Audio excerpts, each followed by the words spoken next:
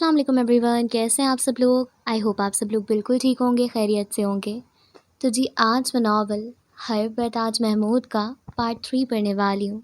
और अगर आप लोग चैनल पे नए हैं तो चैनल को सब्सक्राइब कर दें, और आप लोग चाहें तो मेरे चैनल को भी सब्सक्राइब कर सकते हैं। उसका लिंक डिस्क्रिप्शन बॉक्स में है। नेम उसका नावल सब है। और आप चाहें तो मुझे इंस्टाग्राम पे भी फॉलो कर सकते हैं, और साथ साथ सबको भी ज़रूर से फॉलो कीजिएगा। सारी चीज़ों के लिंक जो है वो डिस्क्रिप्शन में मेंशन है। तो चलिए फिर बगैर किसी ताख़ीर के स्टार्ट करते हैं। नमर कदम बढ़ाता उस ज़िंदान में आगे जा रहा था जहाँ उन्होंने औरतों को असीर बनाया हुआ था। वहाँ के मुहाफ़िज़ उसको जानते थे और उसे शीबा की तरफ से भी कोई अंदेशा नहीं था। ये झूठ था कि आला मौज़म ने उसे यूसुफ से तफ्तीश करने भेजा था, लेकिन उसे मालूम था कि वो जाकर आला मौज़म से इस्तफ़ार नहीं करेगा। उसे डर से कि अगर ये बात सच हुई तो वो उसे इस्तफ़ार करने की वजह क्या बताएगा, और आला मौज़म के गुस्से से सब वाकिफ़ थे। इतनी सी बात पे वो उसका सर कलम करने में एक लम्हा भी न लगाते। सो वो मुतमईन था। यहाँ उस ज़िंदान में भी वो आला मौज़म का नाम लेकर ज़ैनब को भगा ले जाने का इरादा रखता था, लेकिन उस अमल के बाद उसके ख़ाइन होने की खबर आम हो जाती। पर वैसे भी उसे तो फ़रार ही होना था। अगर किसी मुसलमान का भला करके वो फ़रार हुआ तो उसमें क्या हर्ज था। और उसने अपने फ़रार को आसान पहले ही बना दिया था। दमश्क के सिलसिलावार पहाड़ियों में उसने पहले से ही एक गार में सामान पहुंचाकर अपनी आरामगाह तैयार कर रखा था। एक आखिरी अमल और फिर हमेशा के लिए आज़ादी।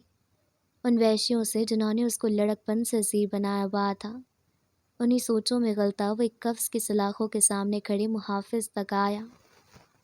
उसको खोलो कहकर वो गर्दन मोड़े उस जिंदान के अंदर देख रहा था, जिसमें 50 के लगभग खूबसूरत लड़के और औरतें पसमानदा हालत बल्कि नीम मुर्दा हालत में एक दूसरे पर गिरी पड़ी थी। मंगोल ज़्यादातर उन औरतों को असीर बनाते थे जिनका हुस्न दीद नहीं होता था। उन औरतों को फिर वो शब गुजारी के तौर पर इस्तेमाल करते थे। इजाज़त नहीं है, आला मौज़म के ख़ास मशीर के अलावा इन औरतों के पास जाने की किसी को इजाज़त नहीं है। मुहाफ़िज़ ने दो टोक अंदाज में कहा। इस्तफ़ार, ये इस्तफ़ार नाम की चीज़ से अशद नफ़रत है मुझे खुद आला मौज़म ने भेजा है। वो उनमें ज़ैनब नामी लड़की से रात गुजारी करना चाहते हैं। क्या तुम चाहते हो कि मैं आला मौज़म के पास खाली लौट जाऊँ और उनको ये बताऊँ कि ये काम से मुहाफ़िज़ आपके हुक्म की तकमील में ताख़ीर का सबब बन रहा है? यकीनन वो ग़ज़बनाक हो जाएंगे, है ना? और ग़ज़बनाक होकर वो जो करते हैं वो तुम्हें मालूम है। घबरा कर मुहाफ़िज़ ने जल्दी से दरवाज़ा खोल दिया तो नमर मुस्कुराया और अंदर दाखिल हुआ। उसे देख कर बेशतर औरतें सीधी हो बैठी और कुछ पीछे को हटी, हत्ता कि दीवार के साथ उनकी पुष्ट जा लगी। उन्हें मालूम था वो किस गर्ज से आया था। यहाँ से पहले भी 6 लड़कियों को ले जा चुके थे।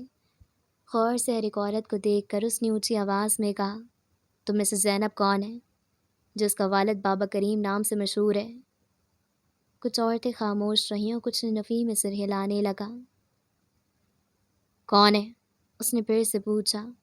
इस बार सब ने नफ़ी में सिर हिलाया सिवाय एक लड़की के, जो घुटनों को सीने से लगाए पहलू की बल लेटी हुई थी। एक हाथ से उसने कमर को ज़ोर से दबाया हुआ था। इस लड़की का नाम क्या है? कहते हुए उसकी जाने बढ़ा। उन बाकी औरतों ने नफ़ी में सिर हिला कर जवाब दिया कि वो उसे नहीं जानती, जब से आई है ऐसे ही लेटी रहती है, कुछ खाती भी नहीं। नमर उसके ऊपर झुका और उसका नाम पूछने लगा। वो खामोश रही। तुम्हारा नाम ज़ैनब है, बाबा करीम की बेटी हो? नमर ने दूसरी मर्तबा पूछा। लहजा नरम था। उसने कोई जवाब नहीं दिया। नमर थोड़ा पीछे हो गया और नीचे झुका और सरगोशी की। यूसुफ ने मुझे भेजा है ज़ैनब। ज़ैनब पहली बार उजलत से सिर उठाकर नमर को देखने लगी। ज़ैनब तुम हो? अब की बार ज़ैनब ने 2-3 बार इस बात में सिर हिलाया और नमर ने बाकी औरतों में से एक को उसके ऊपर खड़ा करने को कहा। एक औरत बढ़ी और उसे ऊपर उठाने की कोशिश की तो वो कराहने लगी और उसका कमर पर रखा हाथ कुछ वहाँ से हटा तो खून की नमी ज़ाहिर हुई। नमर ने हैरत से उसकी जानिब देखा। वो ज़ख्मी थी। एकदम उसकी आंखों में तफक्कुर उभरा। उफ़, ज़ख्मी मतलब काम पेचीदा, नाकाम। लेकिन बहरहाल ہر مسئلے کا حل موجود ہوتا ہے۔ اس کے مصادق نمر نے گہری سانس لیا اور اس عورت کو ایک دوسری عورت کی مویت میں باہر لے جانے لگا۔ جب کوئی پوچھتا تو اس کے پاس جواب موجود تھا۔ اولا موسم کو لڑکی چاہیے تھی، چونکہ وہ بیمار ہے تو اس کی طبیب کے پاس لے جانا ہے تاکہ کل کی رات کے لیے وہ موزوں رہے، اور یہ لمحوں کا کھیل تھا۔ جب تک تصدیق کی جاتی وہ فرار ہو چکے ہوتے، دھند سے بڑے راہ میں گم ہو جانے کی طرح۔ جب ایک ماہر فریب کار ایک دفعہ غائب ہو جائے تو اسے ڈھونڈنا دھند میں سوئی تلاش کرنے کے مترادف ہوتا ہے۔ یوسف دل کے اندیشوں کو دبانے اور آگے کی کارکردگی کا مظاہرہ کرنے میں تامل کو جھٹکنے کی سعی میں ادھر ادھر ٹہل رہا تھا۔ اس کا ٹہلنا محافظ کو چوکنا کیے ہوئے تھا، لیکن اس کو کوئی پرواہ نہیں تھی۔ آلے کو بازو میں کپڑے کے نیچے چھپائے وہ ایک چور نظر محافظ پہ ضرور ڈالتا تھا۔ آخر کار ہمت کر کے وہ محافظ کے قریب آیا۔ مجھے پیاس لگی ہے۔ تم زندان میں اسیر ہو، میرے بابا کے مہمان نہیں، خاموشی سے بیٹھو، تمہاری چال کو میں خوب سمجھے ہوئے ہوں۔ محافظ نے درشتی سے کہہ کر آنکھیں دکھائیں۔ یہ بھی صحیح ہے، کر لو منمانی، قیامت کے دن دیکھنا تمہارا کیا حشر ہوتا ہے۔ یوسف نے شانے اچکاتے بظاہر ہار مانتے نیچے زمین پر جا بیٹھا۔ قیامت سے مجھے نہ ڈراؤ، کوئی یقین نہیں مجھے ان فضولیات پہ، مجھ سے پوچھو تو یہ سب کچھ لوگوں کو ڈرائے رکھنے کا ایک طریقہ ہے۔ محافظ ہاتھ چلاتے ہوئے عجیب ہی مغرورانہ لہجے میں گویا ہوا کہ واقعی یہ کس طرح ہو سکتا ہے کہ تم کسی مذہب کو مانتے ہی نہ ہو؟ یوسف نے چونک کر پوچھا۔ لوگوں کو نہیں بتاتا ویسے، لیکن یہی سچ ہے، میں نہیں مانتا۔ یہ بات اس نے دھیمے لہجے میں کہی تھی۔ ویسے سچ بتاؤں تو مجھے بھی یہی لگتا ہے، تمہاری بات درست ہے، یہ لوگوں کو ڈرانے کے طریقے ہیں۔ اگر خدا واقعی ہوتا تو منگول ہم مسلمانوں پہ ظلم کرتے بھلا؟ یوسف نے آخری جملہ کہتے ہوئے ہاتھ کے اشارے سے اپنی بات کی تصدیق چاہی۔ یوسف بات کرتے کرتے محافظ کی مانند چال چلتے ہاتھ چلانے لگا تھا۔ ہاں نا، یہ منگول نہیں ہے، یہ بھی بس نام میں مذہب کو مانتے ہیں، یہ خود اپنے دین کے قوانین بتاتے ہیں۔ محافظ منہ کے تاثرات بگاڑتے سرگوشی میں مخاطب ہوا۔ اتنا آہستہ بولو کہ تو کہاں سمجھ آئے گی؟ یوسف نے خفگی سے کہہ کر شانے اچکائے اور چہرہ موڑ دیا۔ تو ذرا قریب آؤ نا۔ محافظ نے اسے دعوت دی۔ یوسف کی آنکھیں چمکی۔ یوسف اٹھا اور اس کے قریب جا کر سلاخوں میں ہاتھ ڈال کر کھڑا ہوا۔ وہ منگول محافظ سرگوشی میں بات کرتے سر کو یوسف کے قریب لے آیا۔ یوسف نے عجلت سے اسی وقت اس کی گردن پہ وار کیا۔ اس کا خون ابشار کی صورت اس کی گردن سے بہنے لگا اور وہ نیچے سلاخوں کے قریب ڈہ گیا۔ یوسف نے ہاتھ بڑھا کر اس کے کپڑوں میں بندھی چابی کی گچھی اٹھائی اور ایک ایک کر کے موجود ہر چابی لگا کر دیکھنے لگا۔ اس محافظ کی چیخ ٹھیک سے نہیں نکلی تھی، چیخ گلے سے نکلتی تھی اور اس کے گلے کو چیخ نکالنے کی مہلت ہی نہیں ملی۔ ایک چابی سے کلک کی آواز کے ساتھ قفل کھل گیا۔ دروازہ کھول کر وہ باہر آیا۔ نظر اٹھا کر سامنے دیکھا تو وہاں راہداری تھی۔ راہداری میں کوئی نہیں تھا۔ وہ نیچے جھکا اور محافظ کے کان میں سرگوشی کی۔ جب فرشتے تمہاری دھلائی کریں گے نا، تب اور اچھے سے پتہ لگ جائے گا تمہیں کہ یہ فضولیات لوگوں کے ڈرانے کے لیے بنائی گئی ہے یا حقیقت ہے۔ اٹھ کر وہ راہداری سے گزر کر بھاگنے لگا۔ ایک موڑ مڑنے ہی لگا تھا کہ سامنے محافظ دکھائی دیا۔ یوسف دیوار کی اوٹ میں چھپ گیا۔ وہ محافظ اسی کی سمت آ رہے تھے۔ جیسے وہ اس کے قریب آئے، یوسف نے چاقو زور سے باری باری ان کی گردن میں گھسائے تو خون کے فوارے پھوٹنے لگے اور محافظ زمین بوس ہو کر تڑپنے لگے۔ یوسف بھاگ کر راہداریوں سے نکلتے ہوئے ایک چوکھٹ تک آیا جو ایک وسیع آنگن میں کھلتا تھا، جہاں کافی تعداد میں محافظ آپس میں باتیں کرنے میں اور کھانا کھانے میں مشغول تھے، اور آنگن عبور کر کے سامنے ہی خارجی دروازہ تھا جو کہ بند تھا۔ اس دروازے کے ساتھ بھی ایک محافظ کھڑا تھا۔ سیاہی ہر سمت پھیلی تھی، جگہ جگہ قندیلیں روشن تھیں۔ اس کا دل مزید اندیشے پالنے لگا۔ بالفرض وہ ان سب کو مار بھی دے تو خارجی دروازہ پار کرنا مشکل تھا۔ دیوار پار کرنے کے قابل نہ تھی کیونکہ اونچی تھی۔ یوسف کا دل بیٹھنے لگا۔ نمر نے آدھا کام کیا تھا اور مشکل کام اس کے سر پہ چھوڑ گیا تھا، لیکن اس سے کیا گلہ کرے؟ اس نے جتنا کیا وہ بھی احسان کی زمر میں آتا ہے۔ وہ وہیں سے واپس راہداری کی طرف پلٹا۔ اس کا دماغ تیزی سے کام کر رہا تھا۔ اس نے مرے ہوئے محافظوں میں سے ایک کے کپڑے اتارے اور خود پہن لیے۔ ایک شمع دان اٹھایا، اس کے آگے بچھائی اور لکڑی کو زمین پہ مارا تو اس میں سے کوئلے کے 2-3 ٹکڑے برآمد ہوئے۔ ان کوئلوں کو پاؤں سے کچل کر تھوڑا ٹھنڈا کیا اور پھر ہاتھ میں مل کر چہرے پہ لگا دیا۔ اس کے ہاتھ گال اور پیشانی سیاہ ہو چکے تھے۔ اس سے اس کا چہرہ کافی حد تک چھپ گیا تھا۔ وہ پھر سے چوکھٹ تک آ گیا۔ سامنے دیکھا وہ محافظ گپے ہانکنے میں مصروف تھے۔ وہ سر جھکائے تیز تیز چلنے لگا۔ اسے معلوم تھا کوئی اسے پکارے گا، اس لیے وہ پہلے سے تیار تھا۔ وہ بھاری آواز میں جواب دے گا، اور اگر ان کو شک ہو جائے اور وہ اس کو روک لیں اور پہچان لے پھر؟ اس کے پاس جواب نہیں تھا۔ وہ آنکھیں میچ کر دل میں اللہ سے مدد طلب کرتے آگے بڑھنے لگا۔ دروازہ کچھ ہی قدم دور تھا۔ یا اللہ نہیں، یا اللہ نہیں۔ اوئے! تبھی پیچھے سے پکار آئی۔ یوسف کا دل جیسے ٹوٹنے لگا تھا۔ پاؤں کے نیچے سے زمین سرکنے لگی۔ یوسف رک گیا اور سر جھکا کر مڑا۔ یا اللہ مدد! تم نے اس قیدی کو کھانا دیا ہے؟ دور سے اونچی آواز میں پوچھا گیا۔ جی، وہ نماز پڑھ رہا ہے۔ سر جھکا اس نے آواز کو ہلکا سا بھاری کیا۔ ہر سم سیاہی پھیلی تھی، شاید اسی لیے وہ دور سے اس کے کندھے پہ لگے خون کو دیکھ نہ پائے۔ جاؤ، جا کر اپنا کام کرو، آج اگر دیر کی تو تیری خیر نہیں۔ کہا گیا تو اس کی سانس میں سانس آئی اور وہ مڑ کر تیز تیز قدم چلنے لگا۔ اسے نہیں معلوم تھا اس محافظ کے ذمے کیا کام تھا۔ جو بھی ہو، اس کی بلا سے دروازہ بس 3 قدم آگے تھا۔ اسے دیکھ کر محافظ نے دروازہ کھولا، پھر ایک دم تعجب سے پوچھا، یہ خون؟ یوسف کے تعجب سے آنکھیں پھیلی، لیکن اوپر نہیں دیکھا۔ آلے پہ اس کی گرفت سخت ہوئی۔ دروازہ ویسے بھی کھلا تھا، اس کا گلا کاٹ کر وہ بآسانی باہر نکل سکتا تھا۔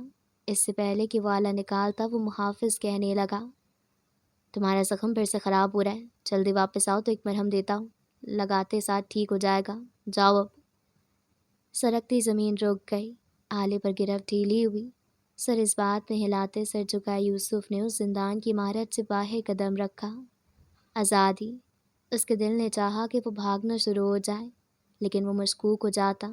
خوشی سے اچھلتے دل کے ساتھ وہ سست قدموں سے بڑھتا آگے بڑھانے لگا۔ دروازہ بند ہوا، لیکن دروازے کے باہر کے سمت کے محافظ وہیں کھڑے تھے۔ وہ بھاگ نہیں سکتا تھا۔ قدم بڑھاتے بڑھاتے آخرکار وہ ایک گلی کی طرف مڑ گیا۔ جیسے ہی مڑا وہ بھاگنے لگا۔ جتنی تیزی سے وہ بھاگ سکتا تھا وہ بھاگا۔ رات سیاہ تھی، آسمان بادلوں سے پاک تھا۔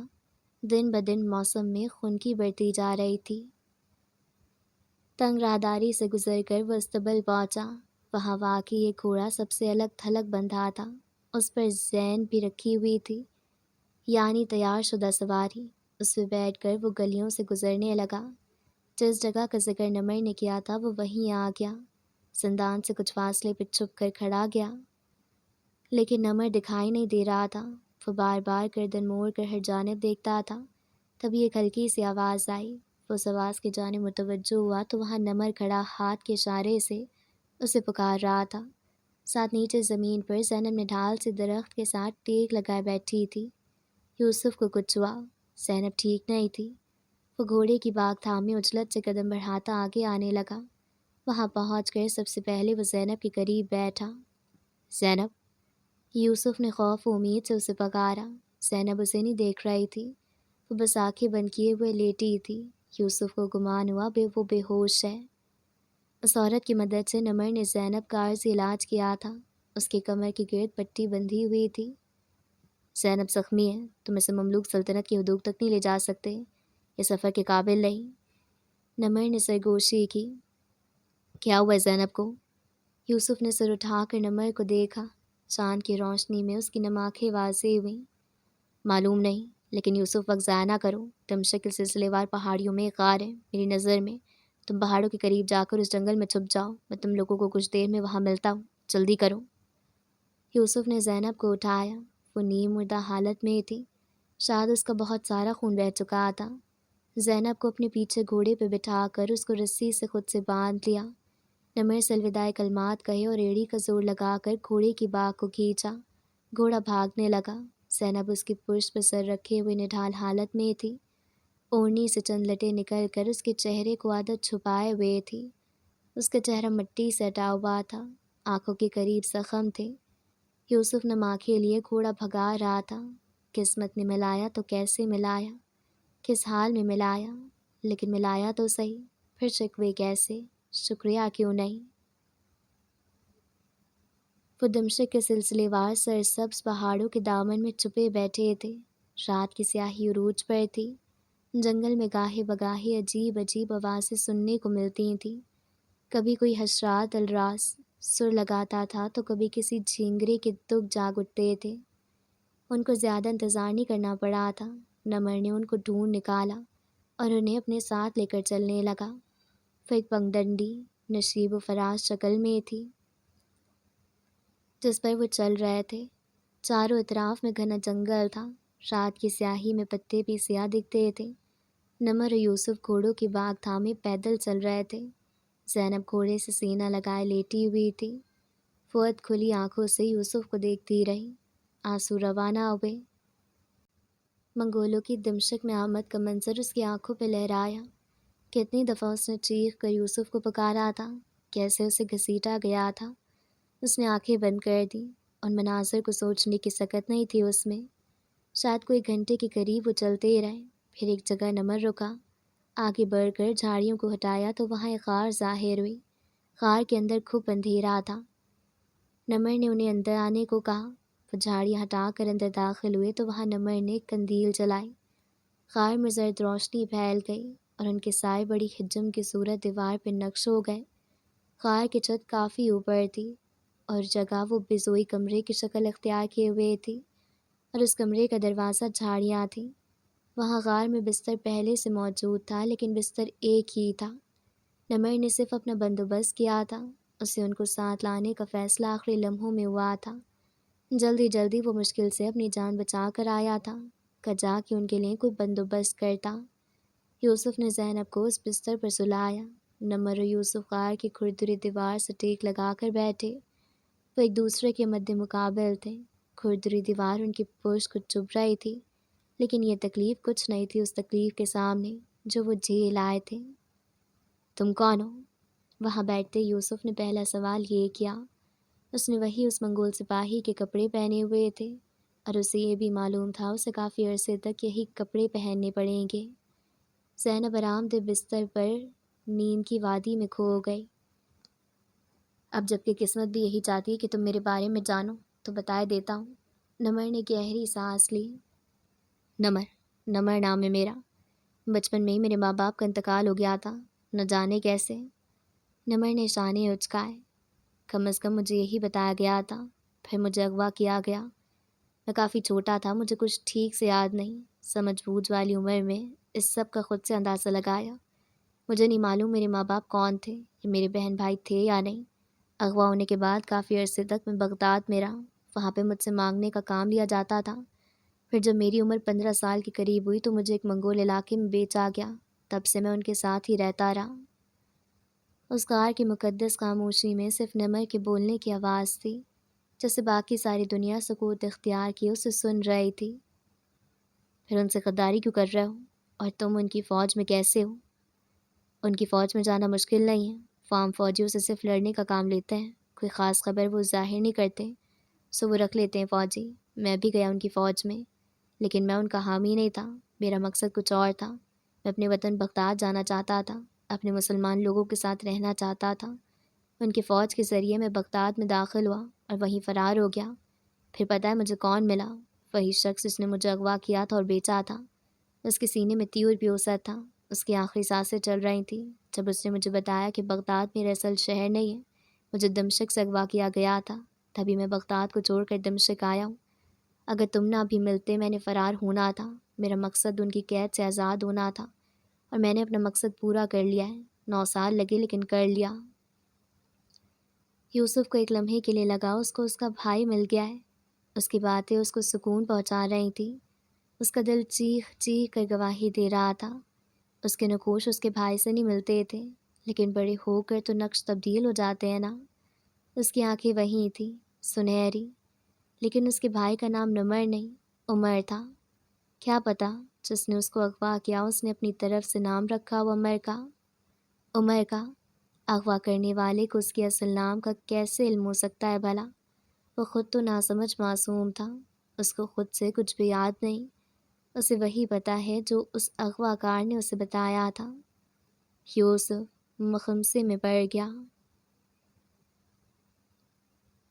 کئی سورج ابھرے اور آفتاب میں غروب ہوئے، کئی چاند ہلال سے بدر میں تبدیل ہوئے اور بارشیں برسیں، پھر دھوپ چھایا، پھر بارشیں برسیں، موسم تبدیل ہوا، خنکی بڑھ گئی۔ ان سلسلے وار پہاڑیوں نے سفید دلہن کا جوڑا پہن لیا، لیکن یوسف کے دل کے آسمان و فضا کا موسم نہ بدلا۔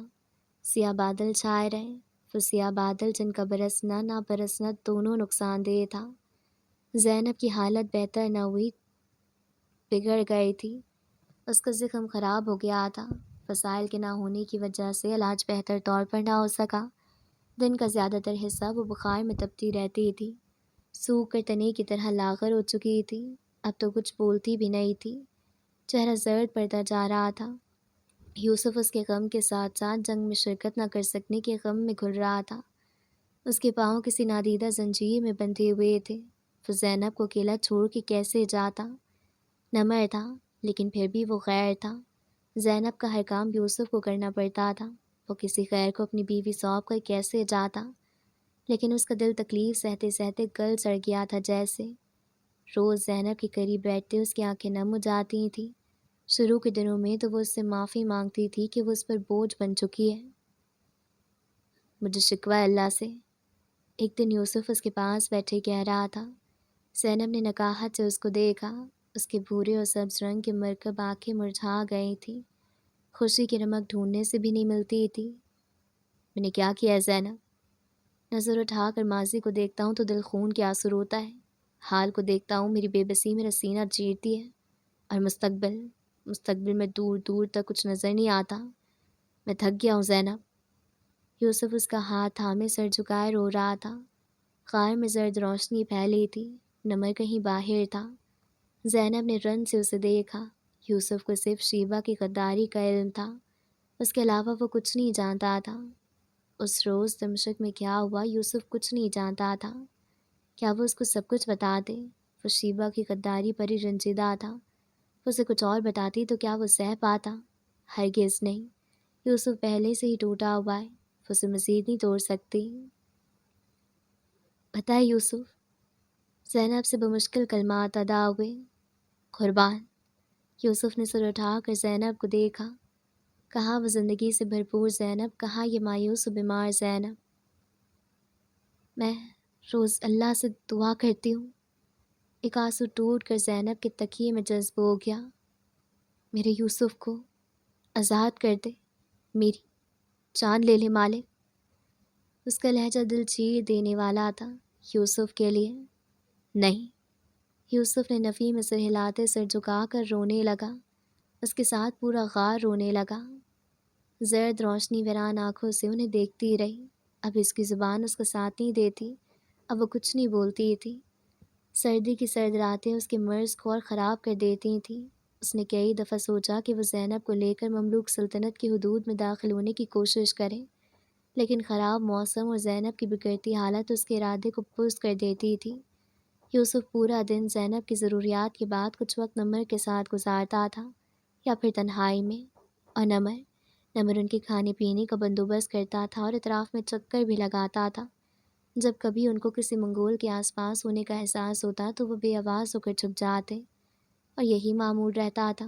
وہ کبھی نمر سے نہیں کہہ پایا کہ اس میں اسے اپنا گمشدہ بھائی نظر آتا تھا۔ کس لحاظ سے کہتا؟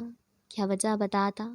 صرف یہ کہ اس کا بھائی بھی ایک بچپن میں گم ہو گیا تھا، اور اس میں اس کو اپنا بھائی نظر آتا تھا۔ یہ اتنا آسان نہیں تھا، اگر وہ مانتا ہی نہ تو۔ اور کیا پتا وہ اس کا بھائی ہو ہی نہ، بس اس کی یہ خواہش تھی کہ اس کا بھائی اسے مل جائے، تو کیا اس خواہش کو لے کر وہ ہر ملنے والے بے جڑ جن کے ماں باپ کا علم نہ ہو سکے کو اپنا بھائی گمان کر لے گا؟ ان سب سوچوں کے باوجود اس نے ایک دفعہ کوشش کی، لیکن نہیں کہہ پایا۔ اور ویسے بھی اس کے پاس اور بھی دکھ تھے، اور بھی مسئلے تھے جن پہ اداس رہ کر اپنا وقت کاٹ سکتا تھا۔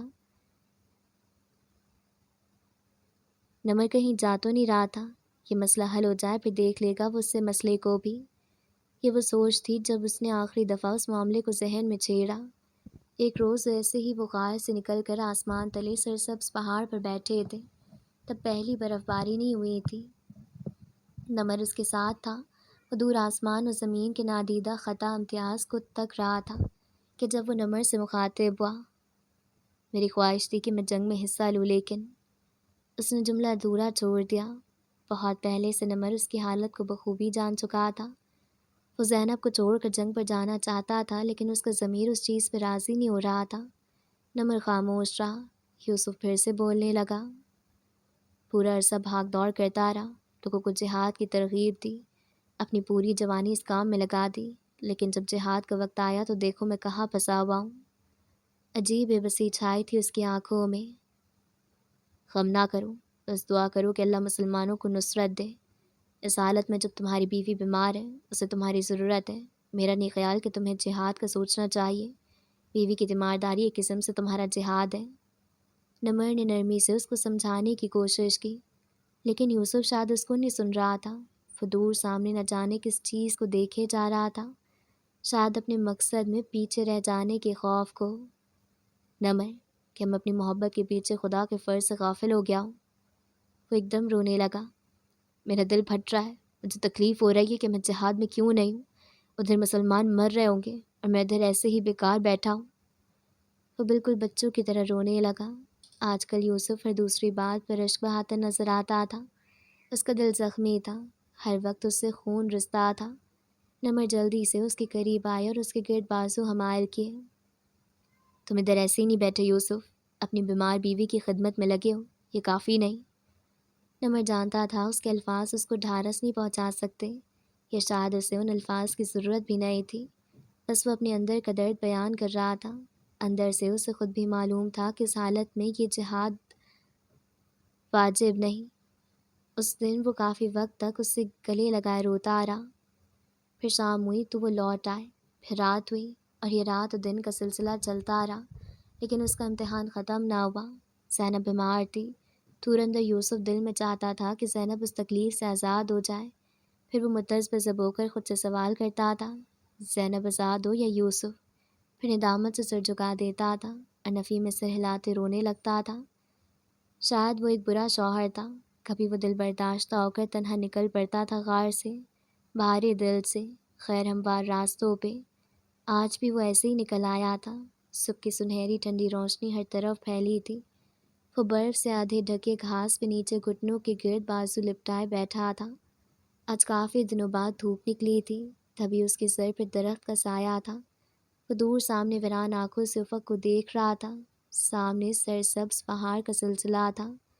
خون کا جمع دینے والا سرد ہوا آہستہ آہستہ اس کے بال اڑا رہی تھی۔ بہت زور زور سے اس کا دل رونے کا کر رہا تھا۔ وہ پھنس نہیں گیا تھا کہیں، بس مشکلات اتنی زیادہ تھیں کہ وہ لڑتے لڑتے تھک گیا تھا۔ اس کی آنکھیں اداس تھیں، کہیں کہیں سے آنکھ کے گوشے نم بھی تھے۔ بعض دفعہ انسان کسی مسئلے میں شدت سے پھنس جاتا ہے، اسے کوئی مخرج، نکلنے کا راستہ نظر نہیں آتا، تب اللہ تعالیٰ اسے کوئی بات سمجھانا چاہ رہا ہوتا ہے، لیکن اس انسان کو وہ بات سمجھ نہیں آ رہی ہوتی، کیونکہ صحیح و غلط میں فرق کرنے والی حس مفلوج ہو چکی ہوتی ہے۔ اس کی وجہ یہ ہوتی ہے کہ وہ اللہ کے کلام سے دور رہتا ہے۔ وہاں پورے میں ہوا سے درخت کی ٹہنیاں اور پودوں کے ہلنے کی آواز کے سوا ایک اور بھی آواز تھی، دور کہیں پس منظر میں سنائی دیتی تھی، کوئل کی کوہ۔ اس کے علاوہ مکمل سکوت تھا، یا پھر یہ آزمائش ہوتی ہے مستطیل قسم کی۔ ہر طرف راستے بنظر آتے ہیں، انسان کہتا ہے کب آئے گی اللہ کی مدد کہ یہ راستہ کھل جائے، کوئی راہ نکل آئے۔ انسان کے ہاتھ تب بندھے ہوتے ہیں، وہ کچھ نہیں کر پاتا، وہ بس اداس نظروں، ڈوبے ہوئے دل کے ساتھ سامنے بیٹھا تکتا رہتا ہے۔ آنسو تک روا ہو جاتے ہیں۔ اس نے آنکھوں کے گوشے انگلی سے صاف کیے اور درخت کی پر سے ٹیک لگا کر آنکھیں موند لیں۔ ہر طرف اندھیرا چھا گیا، ہر منظر چھپ گیا، لیکن وہ ہوا کی خنکی کو محسوس کر سکتا تھا۔ قاہرہ، مملوک سلطنت۔ مملوک سلطنت کے مرکزی شہر قاہرہ اور مصر کے علاوہ بھی کئی شہروں میں جگہ جگہ جنگ کی تیاری زور و شور سے جاری تھی۔ ہر جانب جنگی اوزار تیز کیے جا رہے تھے۔ مسجدوں میں، قہوہ خانوں میں، ہر جگہ جنگ کی بات چل رہی تھی۔ ہر کوئی تیار تھا۔ یہ روح کافی عرصے بعد اپنے خول سے باہر نکل کر دشمن سے نبرد آزما ہونے کی تیار تھی۔ سیف الدین قدس نے منگولوں کے ہتھیار ڈال دو والے پیغام کے ساتھ بھیجے گئے سفیر سے بدتر سلوک کر کے منگولوں سے جنگ کا اعلان کر دیا تھا۔ حکومت کی طرف سے جنگ کی آزادی کے بعد ہر روح جوش و جذبے سے سرشار تھی۔ اب تو دو دشمن قریب تر تھے۔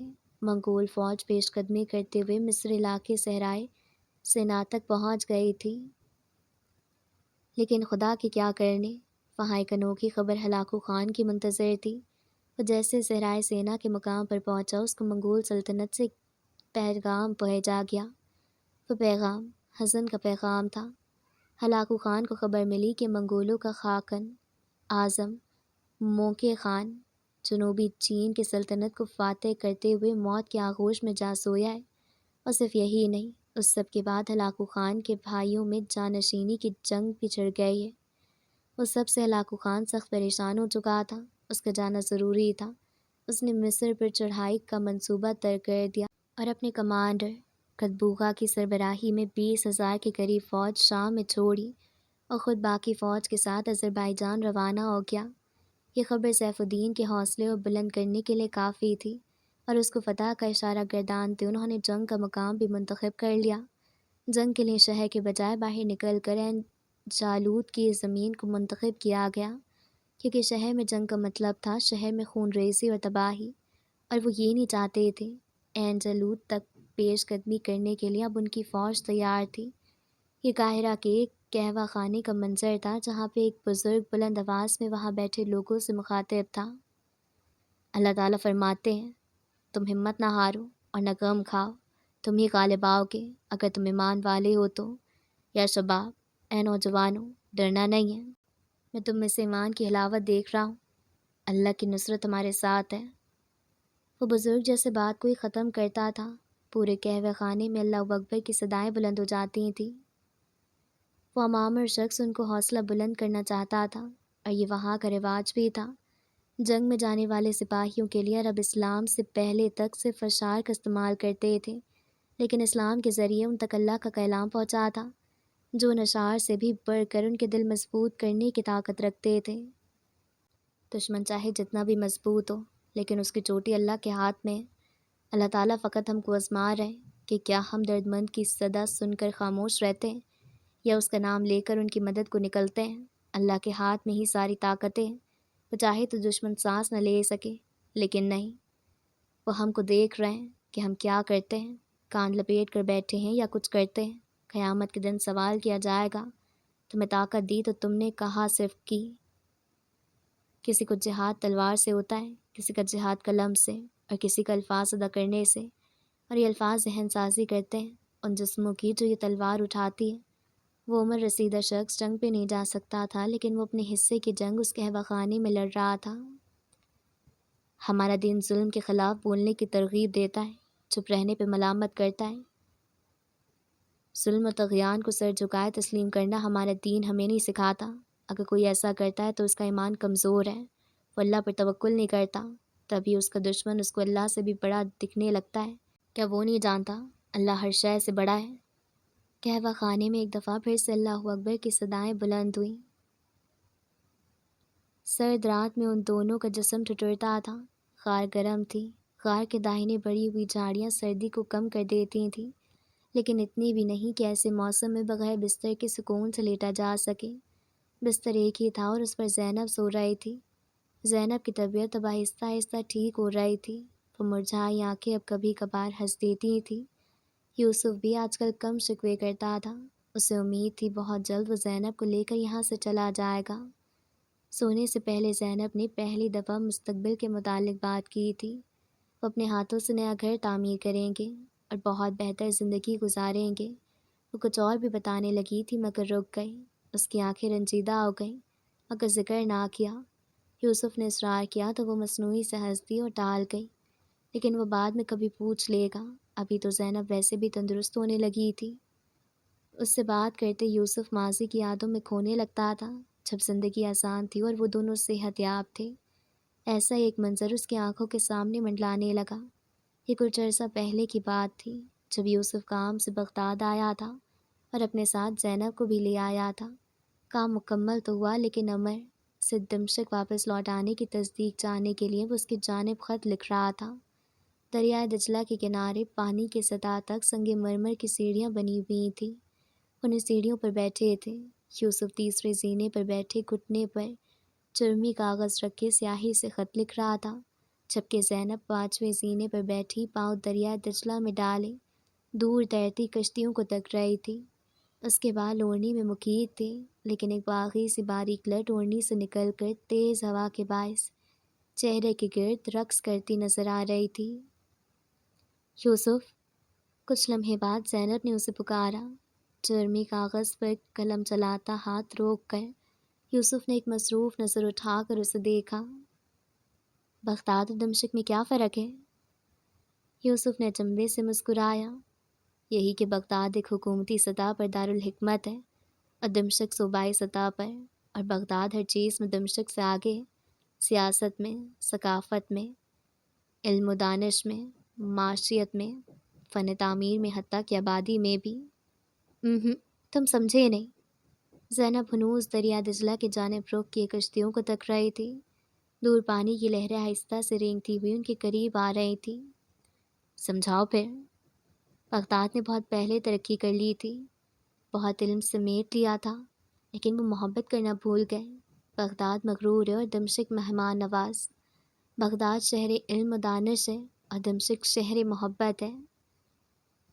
اپنا شہر ہر کسی کو پیارا ہوتا ہے خانم، سر جھٹکتے یوسف نے مسکرا کر کہا اور پھر سے خط لکھنے لگا۔ اپنے شوہر کی بات نہیں، میں یہاں بیت الحکمت دیکھنے آئی تھی، لیکن وہاں کا کارندہ مسودوں کو بلندہ تھامے جتنے تفاخر سے مجھے کم علم ثابت کرنے پر تلا تھا، یہ چیز میرا زخمی کر گئی دل زخمی کر گئی۔ دل چھوٹا نہ کرو، کسی ایک شخص کے رویے کی وجہ سے پورے شہر کو ایسا نہ کہو۔ تمہیں بغداد سے بہت امیدیں ہیں، تبھی تم اس کے بارے میں کچھ نہیں سن رہے، لیکن میں تمہیں بتاؤں، بغداد کبھی نہیں نکلے گا اپنی خاطر۔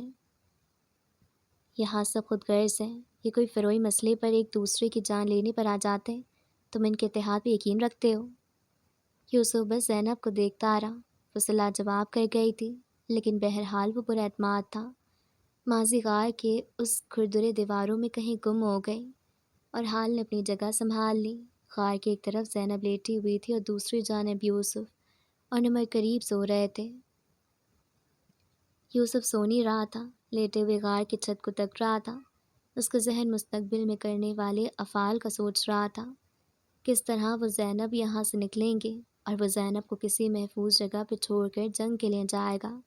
جنگ مسلمان جیت لیں گے، وہ اور زینب واپس دمشق آ جائیں گے، زندگی آسان ہو جائے گی۔ وہ اپنے بچوں… یوسف! نمر نے آواز دی۔ یوسف سوچ کی وادی سے نکل کر حال میں واپس آیا۔ تخیل میں انسان کیا کیا نہیں کر سکتا۔ میں کافی وقت سے ایک بات سوچ رہا ہوں۔ نمر کسی خیال میں کھوئے ہوئے بول رہا تھا۔ اس کا بھی شاید یوسف والا حال تھا، سو وہ بھی نہیں رہا تھا، چھت کو گھور رہا تھا۔ کون سی بات؟ جہاد کے متعلق، نمر نے جواب دیا۔ یوسف خاموش رہا، اس کے بعد مکمل کرنے کا انتظار کرنے لگا۔ وہ دونوں غار کی چھت کو گھور رہے تھے۔ نمر بولنے لگا۔ میرا ایک دوست تھا خراسان میں، وہ بھی مسلمان تھا۔ پھر ایک دن ہم جہاد کے بارے میں بات کرنے لگے تو اس کی باتیں سن کر ہی مجھے اندازہ ہوا کہ جہاد جیسے موضوع پر بھی اختلاف ہے۔ نمر نے رک کر سانس لی۔ یوسف خاموشی سے سن رہا تھا۔ میں نے بچپن سے یہی سنا تھا، جہاد کے دو اسباب ہیں، جہاد فی سبیل اللہ، مسلمان ملکوں میں ہوتے ظلم کے خلاف جہاد، اور کوئی قوم اگر آپ سے جنگ کرے تو دفاعی طور پہ جہاد کرنا۔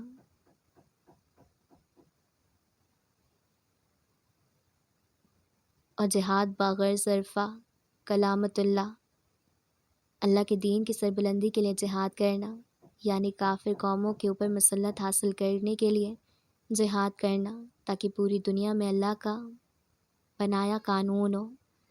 لیکن وہ دوسرے سبب کا، صرف رسول اللہ اور صحابہ کی زندگی تک محدود ہونے کا قائل تھا۔ ابھی ہم ویسے ہی کسی قوم پر قبضہ نہیں کر سکتے جیسے کہ رسول اللہ نے مکہ اور صحابہ نے فارس اور روم کو فتح کیا تھا۔ نمر خاموش ہوا، پھر گردن موڑ کر یوسف کو دیکھا۔ مجھے بات سمجھ آ رہی ہے، لیکن جو چیز تمہیں کھٹک رہی ہے وہ پوچھو نمر۔ یوسف نے اس کی گردن موڑنے پر اسے دیکھ کر جواب دیا، جہاد فی سبیل اللہ والی بات تو سمجھ آتی ہے، لیکن یہ جہاد بغیر ظرفہ کلامت اللہ، اس سب پر آ کر میرے سوالات جنم لینا شروع ہوتے ہیں۔ مجھے اس بات سے کوئی غرض نہیں کہ یہ صحابہ اور رسول اللہ کی زندگی تک محدود ہے یا نہیں۔ مجھے یہ بات کھٹکتی ہے کہ کیا یوں کسی کی بھی ملک پر تسلط حاصل کرنا اللہ کے نام کی بلندی کے لیے، اور جب وہ تسلط قائم ہونے نہ دیں تو ان سے جنگ کرنا اور خون بہانا، کہ یہ درست ہے؟ نمر اب پھر سے چھت کو تکنے لگا۔ یوسف بھی چھت کو ہی گھور رہا تھا۔ یہ پہاڑ کس طرح غار کی شکل اختیار کر لیتے ہیں؟ کیا کوئی ان کا تراشتا ہے؟ قرآن میں ایک آیت ہے، یوسف بولنے لگا، اور ہم نے زبور میں نصیحت کی بات لکھ دیا ہے کہ زمین کے وارث میرے صالح بندے ہوں گے۔ اب یہ صالح کون ہیں؟ جو ایمان رکھتے ہیں اللہ پر اور آخرت کے دن پر، اور حکم دیتے ہیں نیکی کا اور روکتے ہیں برائی سے، اور سبقت حاصل کرتے ہیں خیر کے عمل میں، اور وہ سب صالحین میں سے ہیں۔ العمران۔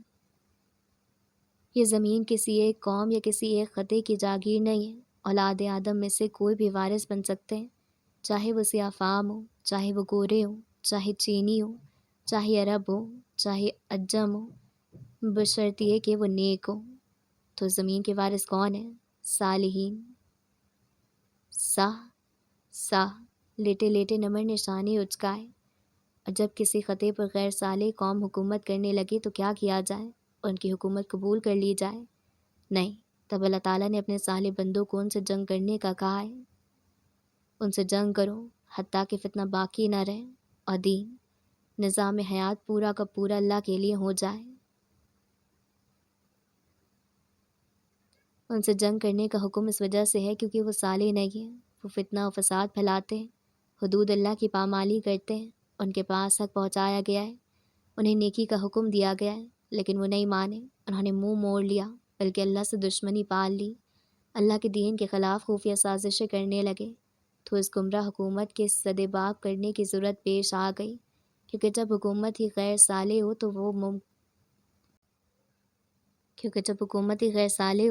تو وہ حکومت اس پوری قوم کو اللہ کے دین پر چلنے سے روکے گی۔ اگر بظاہر دین پہ چلنے سے نہیں بھی روکے تو بھی وہ حکومت شرک اور ایسی بے حیائی کو پھیلائے گی کہ ہر خاص و عام اس خبیث عمل میں شریک ہو جائے گا، کیونکہ فتنہ ایک ایسی کیفیت کو بھی کہتے ہیں کہ جس میں ایمان پہ رہنا اور اس پر عمل کرنا مشکل ہو جائے، اور فتنہ و فساد صرف کالم گلوچ کرنے، قتل و غارت کرنے یا شور پھیلانے کو نہیں کہتے۔ لغت میں فتن کے معانی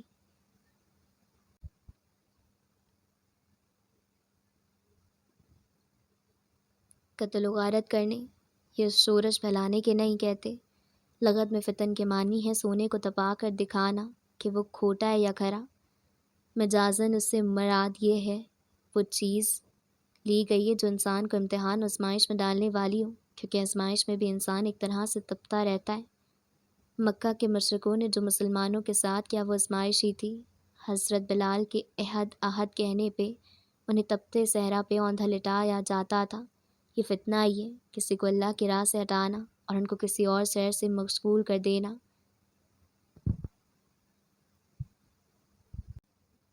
قتل و غارت کرنا یا شورش پھیلانے کو نہیں کہتے۔ لغت میں فتن کے معنی ہے سونے کو تپا کر دیکھنا کہ وہ کھوٹا ہے یا کھرا۔ مجازن اس سے مراد ہر وہ چیز لی گئی ہے جو انسان کو امتحان اور آزمائش میں ڈالنے والی ہو، کیونکہ آزمائش میں بھی انسان ایک طرح سے تپتا رہتا ہے۔ مکہ کے مشرکوں نے جو مسلمانوں کے ساتھ کیا وہ آزمائش ہی تھی۔ حضرت بلال کے احد کہنے پہ انہیں تپتے صحرا پہ اوندھا لٹایا جاتا تھا۔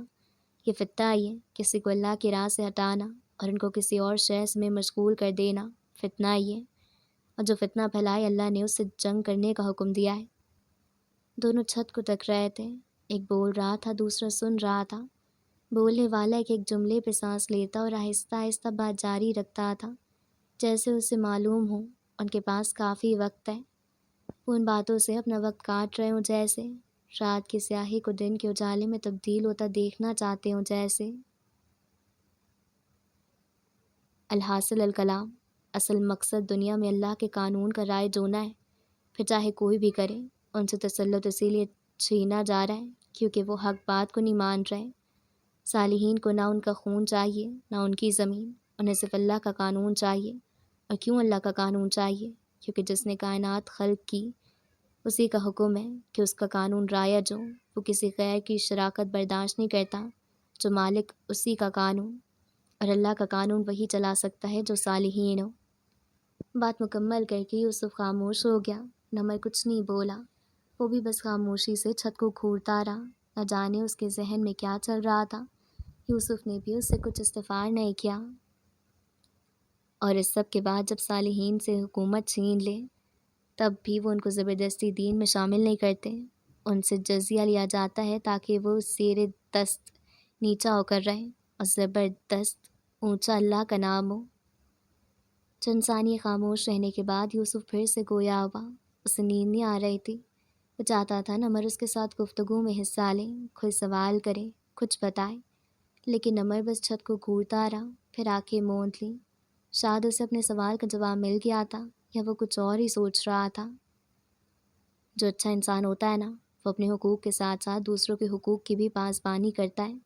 انسان کے ذمے اپنے حقوق کے ساتھ ساتھ دوسروں کے حقوق بھی ہیں۔ اپنا جلتا گھر بجائے تو دوسرے کا جلتا گھر بھی بجائے۔ خود گناہ سے بچ رہا ہے تو دوسروں کو بھی بچائے۔ یہی رویہ اجتماعی بھی ہے۔ ایک قوم اپنے خطا میں فتنہ و فساد پھیلائے، دوسروں کے حق سلب کرے، اس خطے میں اللہ کے پیغام کی اشاعت ہونے سے روکے، جو اللہ کا نام لے ان سے بیر پالا جائے، خدا کی حدود کو پامال کرے، تو دوسرے اقوام کو اس کو روکنے کے لیے نکلنا چاہیے، کیونکہ یہ ان کا فرض بنتا ہے۔ یوسف اس بات سے بے خبر کہ نمر سو چکا تھا بولتا رہا، پھر نہ جانے کب نیند نے اسے بھی آغوش میں لے لیا۔ وہ رات ڈھل گئی، آسمان کی کوکھ سے روشنی نے جنم لیا، اور دھیرے دھیرے سنہری ٹھنڈ سب نمودار ہوئی۔ وہ سب جتنی تازگی سے شروع ہوئی تھی اتنے ہی مرجھائے ہوئے دن میں ڈھل گئی۔ جب فجر کے لیے زینب کو آواز دینے لگا، وہ اشاروں سے نماز ادا کر لیتی تھی، مگر آج وہ نہیں اٹھی تھی۔ وہ نماز پڑھ کر پھر سے اسے آواز دینے لگا، پہلے جا نماز پہ بیٹھ کر پھر اس کے قریب جا کر، مگر وہ نہ اٹھی۔ وہ کافی دیر تک اسے آواز دیتا رہا، مگر وہ بے حس و حرکت رہی۔ پھر جب اس نے ہاتھ بڑھا کر اس کو چھوا تب بھی کوئی جنبش نہ ہوئی، تو یوسف ایک لمحے کو ٹھہر گیا۔ ایک عجیب سی ہوک اس کے دل میں اٹھی، ایک درد کی لہر برق کسی رفتار سے اس کے قلب کی شیرانیوں میں دوڑ گئی۔ وہ ساکن پلکوں سے اسے دیکھتا رہا، پھر لرزتا ہوا ہاتھ اس کے چہرے تک لے گیا۔ اس کا چہرہ ٹھنڈا پڑ چکا تھا، بے کیف اس کی آنکھوں میں نمی نے جگہ پکڑ لی۔ وہ بچوں کی طرح لبھیج کر اسے دیکھنے لگا، بے قابو آنسو ٹوٹ کر گرنے لگے، مگر وہ اسے پھر بھی آوازیں دینے لگا، زینب، میری زینب، زینب۔ یقین کرنا مشکل ہو رہا تھا، کیونکہ وہ صحت یاب ہونے لگی تھی۔ یہ کوئی یقینی چیز تھی ہی نہیں۔ یوسف کیسے یقین کر لیتا؟ وہ تو تندرست ہو رہی تھی۔ وہ مسلسل اسے آوازیں دیتا رہا، حتیٰ کہ نمر اس کے پاس آ بیٹھا، نتنوں کے قریب وہ ہاتھ لے گیا اور پھر نفی میں سر ہلاتے اس نے یوسف کو تسلی دینا چاہی۔ یوسف تعجب سے ہنسا اور پھر رنج سے رو دیا۔ زندگی بہت غیر متوقع تھی، خاموشی سے اس کی روح پر وار کر گئی، ساتھ میں یوسف کو رنجیدہ کر گئی تھی۔ خاموشی سے اس کی روح پرواز کر گئی تھی، ساتھ میں یوسف کو رنجیدہ کر گئی تھی۔ وہ حزن کا دن تھا، کیونکہ وہ زینب کی موت کا دن تھا۔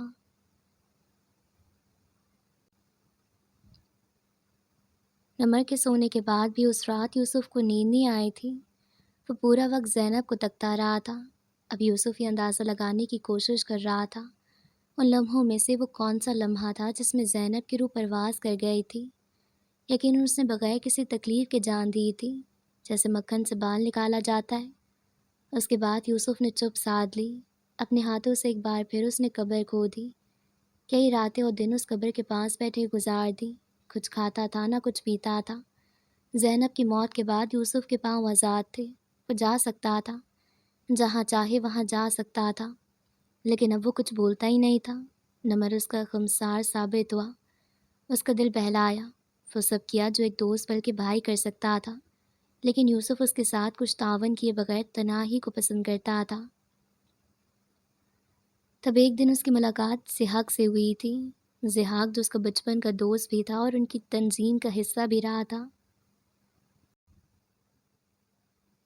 تب ایک دن اس کی ملاقات ضحاک سے ہوئی تھی، ضحاک جو اس کا بچپن کا دوست بھی تھا اور ان کی تنظیم کا حصہ بھی رہا تھا، اس کی مہم کا ساتھی۔ دشمک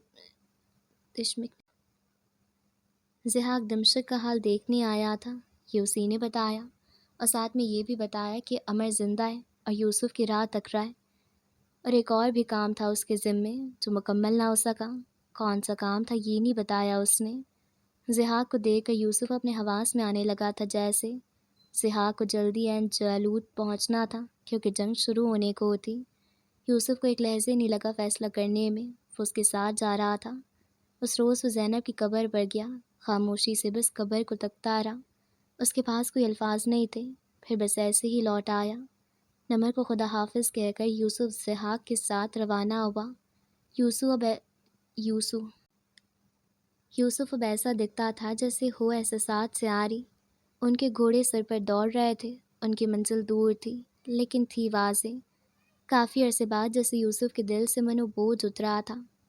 بالآخر وہ جنگ کے لیے جا رہا تھا، وہ جنگ جس کی تیاری میں اس نے ایک عمر خرچ کی تھی۔ سیف الدین قدس لشکر لے کر مصر سے پیش قدمی کر کے فلسطین کے شہر غزہ میں آ پہنچا تھا۔ یوسف اور ضحاک دور سے وہ لشکر دیکھ سکتے تھے۔ یوسف کے لب مختصر سے مسکان میں ڈھلے۔ وہ پہلی بار جنگی لشکر دیکھ رہا تھا۔ قدس کے لشکر کا پرچم بلند تھا، نیزے سیدھے، اور چہروں پر وہ جذبہ عیاں تھا جس میں شہادت یا فتح کی چاہت ہو۔ ان کے گھوڑے قدم بڑھاتے فاصلہ کم کرتے جا رہے تھے۔ 3 گھڑ سوار لشکر سے ان کی جانب لپکے تھے۔ انہیں پہچان کر وہ ان کے ساتھ ہی پلٹنے لگے۔ لشکر قریب تر آتا جا رہا تھا۔ تمہیں ہمیشہ کہتے ہو میں جنگ لڑوں گا، لیکن یہ تو بتاؤ تم گھڑ سوار ہوگے، تیر ننداز ہوگے یا صف اول کا سپاہی؟ بابا کریم نے ایک بار اس سے سوال کیا تھا۔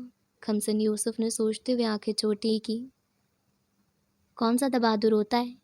صف اول کا سپاہی۔ پھر وہی بنوں گا۔ صف اول کا سپاہی کیا کرتا ہے؟ یوسف معصومیت سے پوچھنے لگا تو بابا کریم ہنس دیے۔ وہ تلوار جلانا جانتا ہے، دشمن کے سامنے جا کر تلوار سے لڑتا ہے۔ وہ گھڑ سواری نہیں کرتا، تیر اندازی نہیں کرتا؟ نہیں۔ بابا کریم مسکراہٹ دبائے نفی میں سر ہلانے لگے۔ پھر مجھے وہ سب کیوں سکھایا پہلے آپ نے؟ بابا کریم کہکا لگا کر ہنسنے لگے۔ جب وہ منظر ذہن کے پردے سے ہٹا تو یوسف کے لب مسکان میں ڈھلے ہوئے تھے۔ یوسف قدس کے لشکر کے قریب پہنچ کر گھوڑے سے اترا تو اگلے ہی لمحے عمر ان کے پاس آ پہنچا۔ یوسف اور ضحاک کو دیکھ کر عمر مسکرایا اور خوشی سے بغل گیر ہوا۔ تمہارا بہت انتظار کیا ہم نے یوسف، مجھے خوشی ہے کہ تم صحیح سلامت ہو۔ بہت شکریہ، یوسف نے مسکرا کر بس اتنا ہی کہا۔ یوسف کی آنکھوں کا رنج ہر کوئی دیکھ سکتا تھا۔ تم جنگ کا خواب دیکھتے تھے، اب جنگ تمہاری چوکھٹ پر کھڑی ہے۔ خدا کا شکر ہے۔ سیف الدین قدس امیر بیرس کے ساتھ کھڑے ہو کر پورے لشکر کا جائزہ لینے لگا۔ ان کی آنکھوں میں فخر بھی تھا، جوش و جذبہ بھی۔ کچھ ہی وقت گزرا تو وہ اپنے گھوڑے پر سوار ہوئے، براہ راست جنگ کی جانب، براہ راست عین جالوت کی جانب۔ خدا ہمارا حامی و ناصر ہو۔ امیر رکن الدین بیبرس نے بلند آواز لگائی۔ یکدم اللہ اکبر کی صدائیں گونجنے لگیں، گھوڑوں میں حرکت آئی، لشکر آگے بڑھنے لگا۔ غزہ کی گلیاں گھوڑوں کے ٹاپوں سے اٹھتی دھول و مٹی سے بھر گئیں۔ لشکر تیز رفتار تیر کی مانند تعین شدہ جنگی میدان کی جانب بڑھنے لگے۔ سورج کی تپش کچھ اثر نہ رکھتی تھی، موت کا خوف کچھ حیثیت نہ رکھتا تھا۔ گھوڑوں کی ہنہناہٹ، ٹاپوں کی ٹک ٹک اور اللہ اکبر کی صدائیں، ہر گزرتا منظر اس ترنم پر جھوم اٹھتا تھا۔ پیچھے رہ جانے والے فخری انداز میں انہیں محبت بھری نظروں کا جام پلاتے تھے، ان کے دلوں کو سرشار کرتے تھے، ان کے حوصلے بلند کرتے تھے۔ سپہ سالار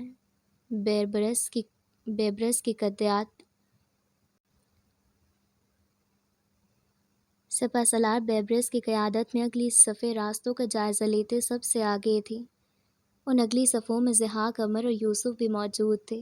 ہرگز زرتی بستی، جنگل، کھردری زمین، نشیب و فراز کو محفوظ قرار دیتے آگے بڑھتے جاتے تھے۔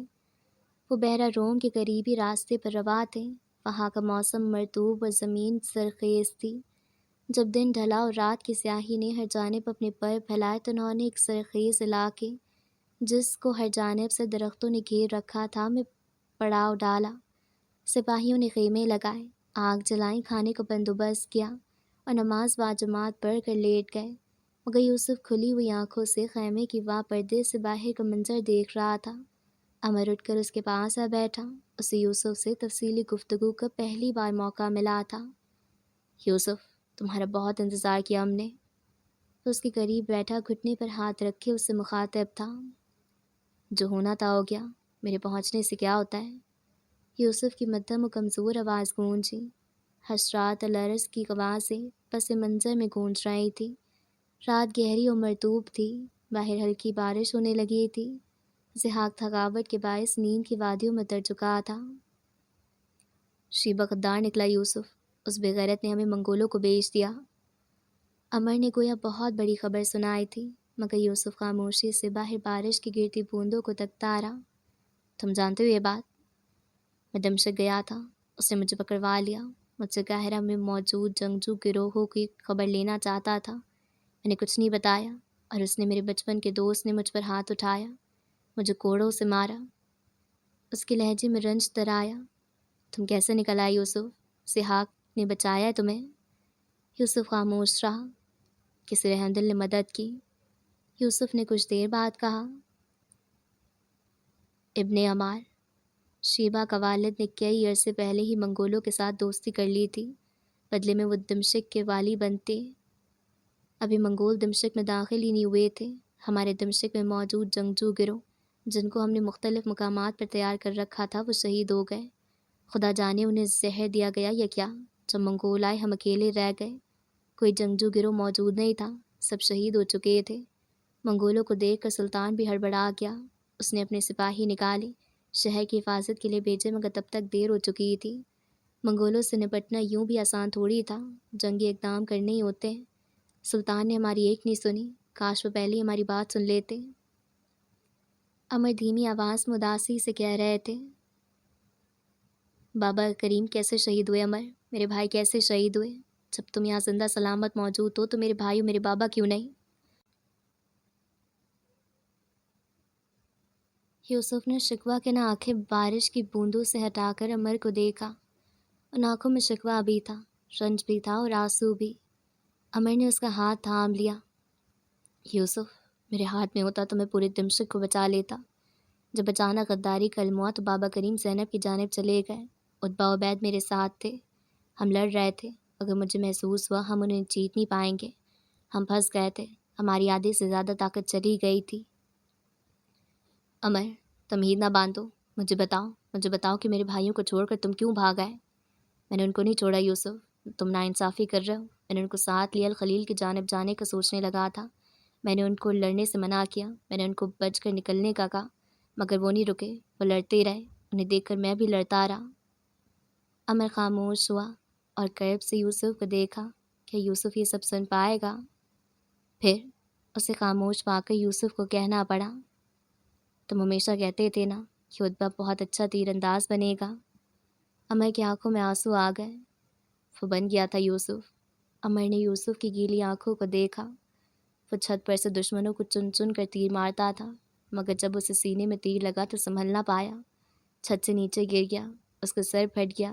اسے دیکھ کر عبید اللہ کا دھیان بٹا، وہ عتبہ کی جانب متوجہ ہوا اور اگلے ہی لمحے ایک منگول نے اس کا سر قلم کر دیا۔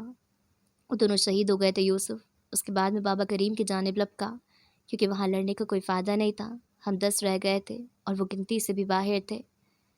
اس نے وقفہ لیا، گیلی سانس اندر کھینچی، آنسو صاف کیے اور کھنگار کر آواز سنبھالی۔ یوسف ضبط سے آنسو روک کے ساکن پلکوں سے بس عمر کو ہی تک رہا تھا۔ باہر سے بوندوں کی آواز ہنوز آ رہی تھی۔ جب میں نے بابا کریم کو گھر کے باہر سے آوازیں لگائیں تو کوئی آواز نہ آئی۔ میں داخل ہوا اور وہ وہیں شہید ہو چکے تھے۔ انہیں وہیں چھوڑ کر میں جان بچا کر دمشق سے نکل گیا۔ میں معافی چاہتا ہوں یوسف، کیا تم مجھ سے خفا ہو؟ یوسف نے نفی میں سر ہلایا، ہاتھ کی پرس سے گیلی چمکتی آنکھوں کو خشک کیا۔ زحاق کہا تھا؟ اسے پاٹ لہجے میں سوال کیا۔ اس کے چہرے پر سرد مہری وہ سنجیدگی در آئی تھی۔ چند سپاہیوں کو ہم منگولوں کی پیش قدمی کے لیے بھیجتے تھے، ان میں بھی غدار تھے۔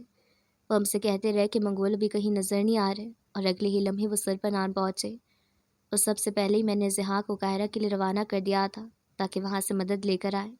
ضحاک کو کچھ علم نہیں دمشق میں کیا ہوا۔ زینب کا نہیں پتہ چلا تمہیں؟ یوسف نے سرد موہری سے سوال کیا۔ فضا میں خنکی بڑھتی جا رہی تھی، حالانکہ یہ گرمیوں کے دن تھے۔ وہ کہیں نہیں تھی، عمر نے نفی میں سر ہلایا۔ تم نے ڈھونڈا ہی نہیں، تمہیں صرف اپنی جان بچانی تھی۔ یوسف کا لہجہ خشک تھا۔ کیا جان بچانا گناہ ہے یوسف؟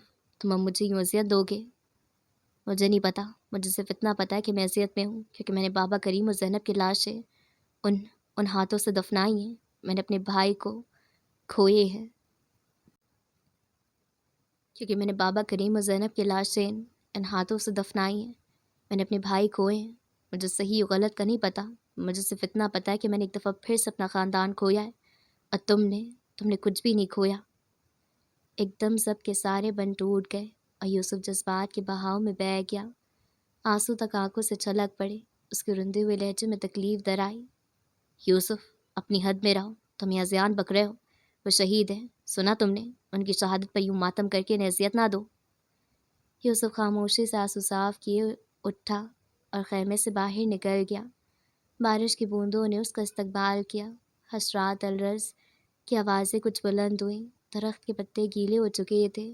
جب بارش کے باندھی ان پر آ کر گرتی تو ان سے آوازیں پیدا ہوتی تھیں۔ ہر جانب مقدس سکوت و تاریکی تھی۔ چند ہی لمحے بعد اس کے پیچھے عمر بھی خیمے سے نکل آیا۔ عمر کے قدموں کی چھاپ سن کر یوسف نے ہتھیلی کی پر سے آنکھوں کو مسلا اور سامنے بارش کی بوندوں کو گرتے دیکھتا رہا۔ یوسف، اپنے دکھ میں دوسرے کا دل نہیں دکھاتے۔ میں نے جان بچائی ہے، مگر پھر سے جنگ لڑنے کے لیے۔ میں کوئی بزدل نہیں ہوں، موت سے نہیں ڈرتا۔ میں جانتا ہوں کہ حکومت کی جنگ بے وقوفی کی جنگ سے 1000 گنا بہتر ہوتی ہے۔ تمہیں یہ مجھ پر تان کرنے کا کوئی حق نہیں پہنچتا۔ عمر کا لہجہ اب کی کچھ نرم تھا۔ یوسف خاموش رہا۔ رات قطرہ قطرہ گزرتی رہی۔ میں جانتا ہوں تم دکھ میں ہو، تبھی میرے دل میں تمہارے لیے کوئی شکوہ نہیں۔ خدا تم پر رحم کرے۔ نرمی سے کہہ کر عمر نے یوسف کے کندھے پر تھپکی دی اور خیمے کی جانب بڑھ گیا۔ اس وقت یوسف نے سرگوشی کی، عمر ادھر آؤ، اور وہ خود بھی آہستہ سے 2 قدم آگے بڑھا۔ عمر جو خیمے کے اندر داخل ہی ہو رہا تھا اس کی سرگوشی پر مڑا اور کہا، کیا ہوا یوسف؟ اس کی طرف بڑھا۔ سامنے 3 منگول ہیں، درخت کی اوٹ میں چھپے ہیں، لشکر کی خبر لینے آئے، گھوڑوں کی گنتے ہوئے تعداد کا اندازہ لگا رہے ہیں۔ یوسف نے پھر سے سرگوشی کی۔ اس کی نظریں دور سامنے گھنے درختوں پر جمی ہوئی تھیں۔ ضحاک کو اٹھاؤ، میں پیچھے سے جا رہا ہوں، تم دونوں آگے سے آؤ، بچنے نہ پائیں۔ کہتے یوسف خیموں کے درمیان سے راستہ بناتے گم ہو گیا۔ عمر جلدی سے خیمے میں سوئے ضحاک کو اٹھایا اور تیر و کمان اٹھائے باہر نکلے۔ محافظ سپاہیوں کو خبر دینی چاہیے۔ ضحاک نے مندی مندی آنکھوں کو مسلتے ہوئے کہا، ان کو چھوڑو، ہم خود ہی سنبھال لیں گے، آ جاؤ۔ کہتے عمر خیمے سے باہر نکلا۔ وہ دونوں نظر بچا کر درختوں کی اوٹ میں چھپتے ان کے قریب جا رہے تھے۔ ان 3 منگولوں کچھ محسوس ہوا جیسے کوئی گڑبڑ ہو۔ ایک نے دوسرے سے واپس چلنے کو کہا، تیسرے نے بھی اس بات میں سر ہلایا، مگر اگلے ہی لمحے ایک منگول کے عقب سر میں تیر پیوست ہو گیا۔ یوسف ان کے عقب میں درخت کی اوٹ سے نشانہ باندھے کھڑا تھا۔ منگول ہڑبڑائے، پھر چوکس ہو کر تیز کا نشانہ یوسف کی جانب باندھا، لیکن اگلے ہی لمحے دوسری جانب سے عمر نے نشانہ باندھا اور دوسرے منگول کی گردن میں تیر پیوست ہوا۔ تیسرے نے عجلت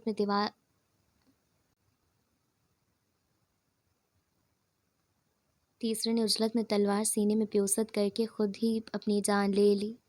ان تینوں کی لاش قریب آ کر وہ جمع ہوئے۔ عمر نے مسکرا کر یوسف سے ہاتھ ملایا۔ یوسف نے مسکرا کر سر کو خم دیا۔ پھر مجھے کیوں اٹھایا تم دونوں نے؟ ضحاک نے مصنوعی انداز میں منہ بسورا اور پھر اگلے ہی لمحے ہنس دیا۔ منگولوں کو وہیں چھوڑ کر وہ خیمے کی جانب بڑھے۔ دوسرا دن فجر کی اذان کے ساتھ ہی شروع ہوا۔